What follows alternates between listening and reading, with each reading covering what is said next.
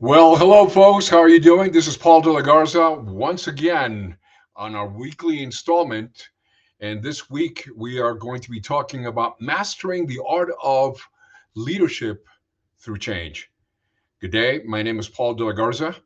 I am with High Performance Business Solutions, and I'm going to take you into a 15-minute journey today of some of the key spots and key relevant activities that any leader should actually engage through while dealing with either a time of change like we are facing today or at a time of crisis.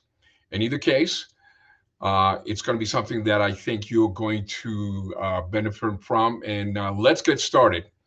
So, as I mentioned before, my name is Paul De La Garza. I am with High Performance Business Solutions, and I'd like to welcome you for joining us today.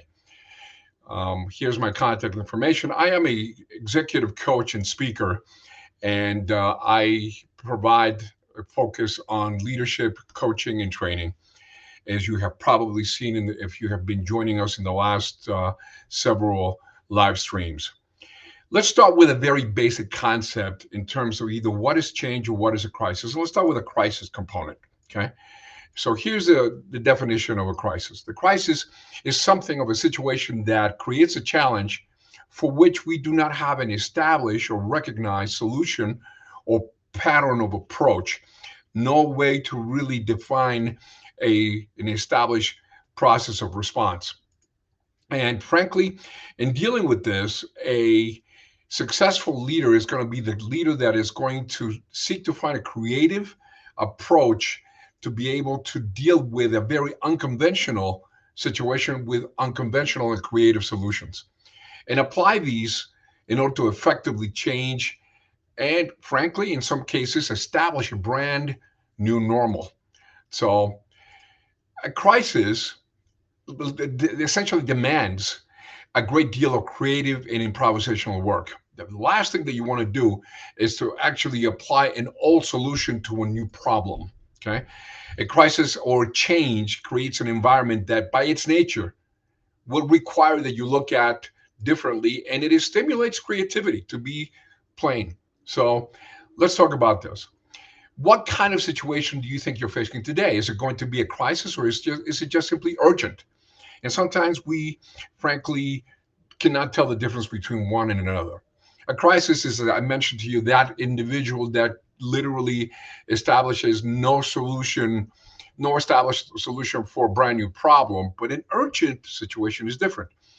An urgent situation is just simply something that needs immediately for you to actually address it and solve it and put it in the forefront in of your activities in the front burner. So let's talk about how you could actually begin the process of dealing with change or dealing with crisis. And I decided to include these two components because the steps to dealing with one or the other are very similar. So navigating the waters of uncertainty or of a change are as follows. Look at this. Number one, in the midst of something like this, you need to go back to basics. Go back to basics. Remember what made you successful to begin with. Number two, focus on the probable.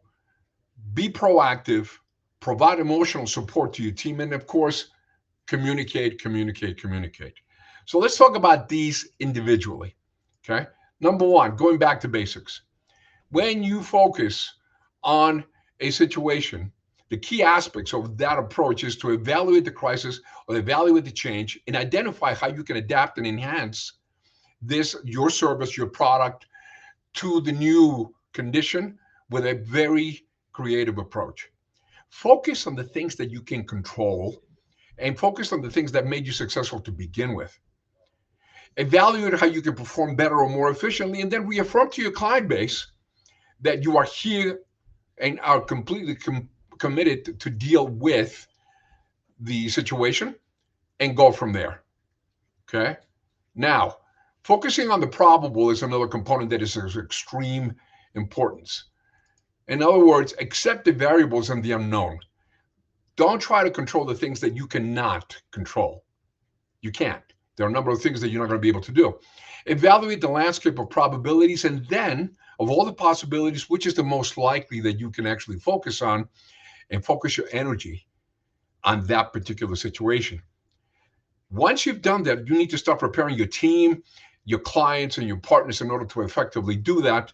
And then, of course, always engage on exercising creativity, your imagination, because you're going to have to come up with new solutions. But just, I want to reiterate this, you cannot apply an all solution to a new problem, because then that is a prospective failure point. One of the key things that we really want to point out is that when you have that failure point, it's just simply a lack of failure of imagination, or not that you don't have imagination, but the contrary, but that you apply and establish a solution to a brand new problem, as I have said several times. Failure to practice the imagination approach on the part of a leader, apply solutions to the crisis, and that are either familiar or comfortable, is the principal reason as to why sometimes you're not able to deal with the changing times through your leadership. Another component is to simply being proactive. Being proactive is a critical component. And one of the things that you have to do is, when you find a situation that is new to you, learn it, research it, ask the why. How did it happen?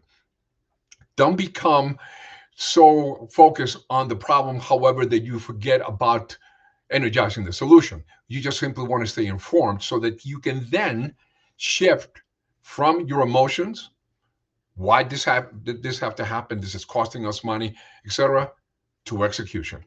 Okay, so that happened. How do we solve it?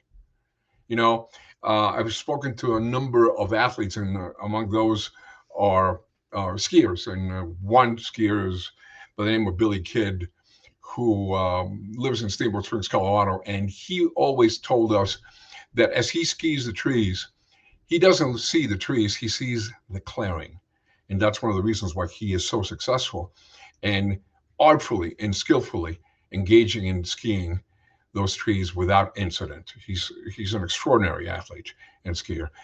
I'm proposing you do the same. Look for the clearing. Don't energize the problem, energize the solution. Evaluate how the event or crisis will impact your organization or your business. And once you have that evaluation, reframe the crisis so that you are constantly prepared to pivot. Now, once you have this is all about you as the leaders. Now you're going to have to engage and start dealing with the team. How do you deal with the team when they may be wondering what's next? So maintain a clear and calm demeanor when you're trying to deal with something that is of different in nature, or a crisis, or an extreme change in your business. Number two, acknowledge your own sense of angst, uncertainty, and possibly fear for the team. However, maintain frequent communication with your team. And frankly, you need to really seek to understand where your team is at, what they're feeling, what solutions they may have, more than you want to be understood. This is a time when you have to rely on virtually anyone that may give you perspectives or ideas to the problems that you're facing. Play out situations with your team to sort out the answers. Start doing trial runs in terms of discussing with your team exactly what would be the best approach for a particular situation. Okay. And define how you can unleash your compassion for the team at a time of crisis so that you can effectively bring your team together and solve the situation, address and solve the situation, and create that new normal. The last component is establish a clear and frequent communication with team members and partners. Brene Brown has a statement that says, "Clear is kind. Be direct.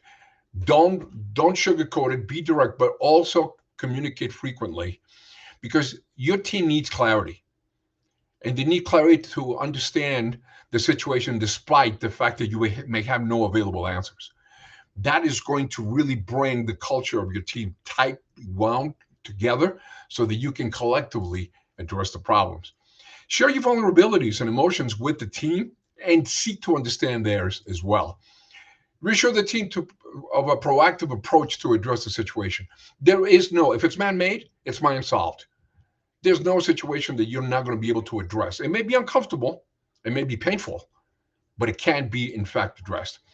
Prepare the team for adapting to the situation and determine what needs flexibility, what needs nimbleness, and go from there. Now, I want to talk to you about a couple of things that, frankly, are of that I would like for you to tell me of the 5 steps that we have actually discussed. I would love for you to actually put in the chat which one resonated with you the most in terms of how to deal with change. I want to now switch gears real quick, and I want to talk to you about the OODA loop, which is a military term, okay, that was created by a gentleman by the name of John Boyd, who was a general in the United States, Air Force, and he developed a theory of decision making that captured Americans' advantage in the military engagements that we have. And he called it the OODA loop, and this is what it's called: observe, orient, decide, and then act. Those 4 points. This acronym is something that I really would encourage you to look into that because it's simple, it's direct, it's to the point, and I think it's very, very useful. Quality of a leader in crisis. Number one, lead decisively. This is a summary. Continuously frame the crisis. In other words, moving from your own first impressions, frame the crisis, frame the change so that you can really understand exactly what's going on instead of your own subjective interpretation of what is going on. As it relates to your team, team members, and your clients, actively communicate with transparency. That is the most effective way that you can successfully resolve issues that are unexpected like this. Be ready for the unexpected. The unexpected is the expected in a crisis. And then move towards actionable intelligence with a sense of empathy. Define it, establish it, engage in it, and then act decisively. This is a list that Ms. Wu, our senior counsel for Howard Roman, Martin, and Ridley consulting firm, has put together. I want to thank you for sitting with me in this week's installment. I hope that this has actually given you some perspective of some of the steps that you can actually take so that you can effectively deal with the unexpected changes and unexpected situations that you may have. Thank you for joining us today. This is going to be in my LinkedIn profile, so you can actually see it again if you would like. And again, this is Paul De La Garza signing off. Thank you so much. If you have any questions, please feel free to actually address them to the email address that we have here, okay, p.delagarza@h-pbs.com, or you can put them in my LinkedIn profile, and I will certainly address them. Thank you so much. Take care and be well.